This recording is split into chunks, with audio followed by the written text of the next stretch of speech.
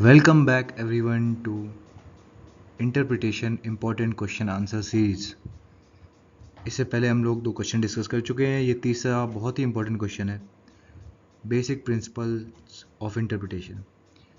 तो इससे long question भी आ जाता है, what are the basic principles of interpretation, और इससे शॉर्ट क्वेश्चंस भी आ जाते हैं जिसमें हमें प्रिंसिपल्स समझाने होते हैं, जो हम अभी पढ़ेंगे। एक एक प्रिंसिपल को शॉर्ट क्वेश्चन में समझाना होता है।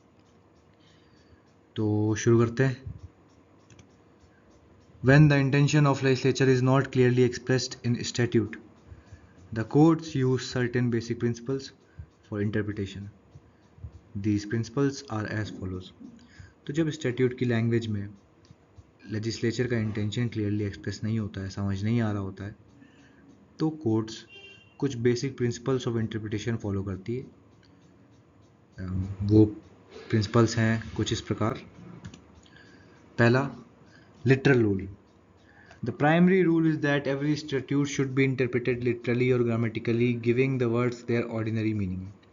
तो सबसे प्राइमरी रूल जो कोर्ट को फॉलो करना होता है वो लिटरल रूल होता है कि जो भी स्टैट्यूट में जो भी वर्ड्स दिए हुए हैं उन वर्ड्स की literal meaning, grammatical meaning, ordinary meaning ही इंटरप्रेट की जाए। Second, mischief rule. This rule set out in Heydon's case. It was stated that 4 points should be considered when interpreting any statute. तो literal rule के बाद mischief rule हम लोग देखते हैं। ये हेडन्स केस में रूल सेट किया गया था और इसमें 4 पॉइंट्स बताए गए थे जो हमें कंसीडर करने चाहिए जब भी हम किसी स्टैट्यूट का इंटरप्रिटेशन करें। पहला point, what was the common law before making of the act. तो एक्ट बनने से पहले जो कॉमन लॉ लोग फॉलो करते थे एक्ट पास होने से पहले, तो वो क्या था जिसको एक्ट बनाया गया। What was the defect for which common law did not provide. वैसा कौन सी डिफेक्ट थी जिसको कॉमन लॉ सॉल्व नहीं कर पा रहा था, कौन सी ऐसी प्रॉब्लम्स आ रही थी। What remedy did parliament appointed for the cure.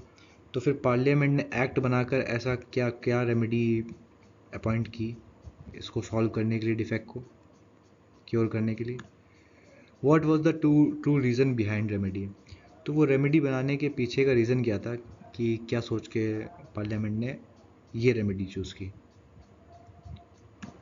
The offices of जजेस is always to suppress the mischief and to advance the remedy and to suppress the invention और evasion of for the continuance of mischief. तो इसी mischief rule में हम लोग अगला point ये बता देंगे कि जजेस का ऑफिस हमेशा यही रहता है, जजेस का काम यही रहता है कि वो मिसचीफ को सप्रेस करें और रेमेडी को बढ़ाएं और मिसचीफ आगे कंटिन्यू ना हो इसकी भी कोशिश करें। Golden rule. When the plain meaning of words in statute leads to irrational result, the golden or British rule allows court to depart from the natural meaning and consider the intention of legislature for the interpretation. तो जैसा हमने देखा कि literal rule हमें primary rule होता है, वो सबसे पहले फॉलो करना पड़ता है कि हमें लिटरल मीनिंग ही देखनी होती है। लेकिन गोल्डन रूल के होने से हमें जो है नेचुरल मीनिंग से हट के भी हम लोग इंटेंशन को कंसीडर कर सकते हैं लेजिस्लेचर का इंटरप्रिटेशन के दौरान। तो जब ये कब कर सकते हैं, जब प्लेन मीनिंग जो वर्ड्स और स्टैट्यूट्स की है वो कुछ इरेशनल रिजल्ट दे रही है। तो ऐसे केस में golden or British rule courts को अलाउ करता है कि वो नेचुरल मीनिंग से हट के कंसीडर करें लेजिस्लेचर का इंटेंशन और उसी हिसाब से फिर इंटरप्रिटेशन करें। Rule of harmonious construction. The basis of this rule is that legislator has not intended to contradict itself. तो रूल ऑफ हार्मोनियस कंस्ट्रक्शन जो है उसका बेसिस जो है वो ये है कि लेजिस्लेचर खुद को ही कॉन्ट्राडिक्ट नहीं करना चाहेगा। अब ऐसा क्यों बोल रहे हैं हम लोग आगे देखते हैं। When two or more provisions of a statute are conflicting in nature, then courts will try to, if possible, give effect to both the provisions by harmonizing them.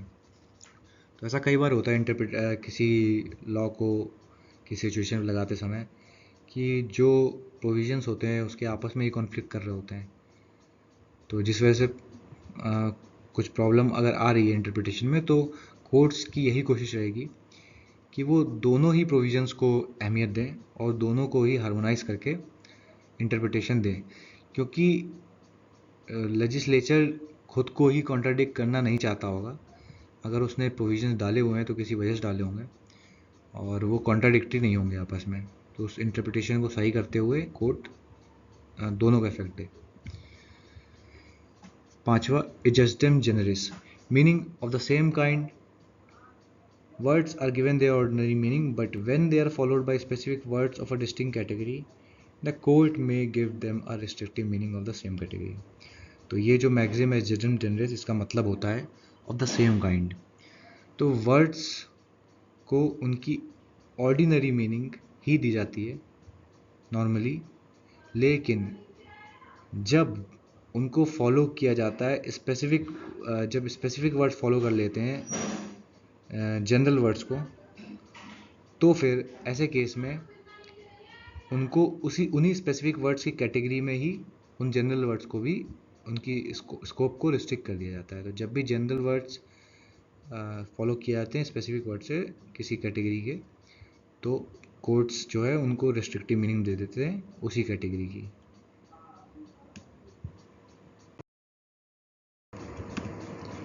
Sixth और last basic principle of interpretation जो कि है, जो maxim है, x वेस्केरिबस acts, जिसका मतलब होता है statutes must be read as a whole and is to be interpreted between its four corners. तो ये भी बहुत इंपॉर्टेंट मैक्सिम है, इससे भी क्वेश्चन बनेगा ही। तो जितने भी हम लोग बेसिक प्रिंसिपल्स पढ़े हैं सब पे ही क्वेश्चन आ सकता है, एक शॉर्ट क्वेश्चन, तो इस मैक्सिम पे भी बनेगा।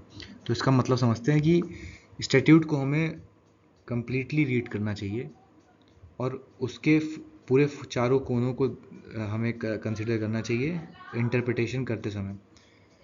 That is any provision of statute shall not be interpreted in isolation, whole context is to be considered. तो कोई भी प्रोविजन स्टैट्यूट का, वो हमें सिर्फ खाली उस प्रोविजन को देखते हुए नहीं पढ़ना चाहिए, पूरे स्टैट्यूट का जो कॉन्टेक्स्ट है, क्या कहना चाहता है स्टैट्यूट, उसको ध्यान में रखते हुए ही हमें वो प्रोविजंस पढ़ने चाहिए। अब ये कुछ बेसिक प्रिंसिपल्स के बाद हम लोग कुछ और भी प्रिंसिपल्स जान लेते हैं। ये हमें आंसर में नहीं लिखने हैं, लेकिन इनको जानना भी ज़रूरी है। तो सेवन्थ से हम लोग 7th 8th 9th जो पढ़ेंगे 3 प्रिंसिपल्स, वो अदर प्रिंसिपल्स हैं। तो इनको देखते हैं।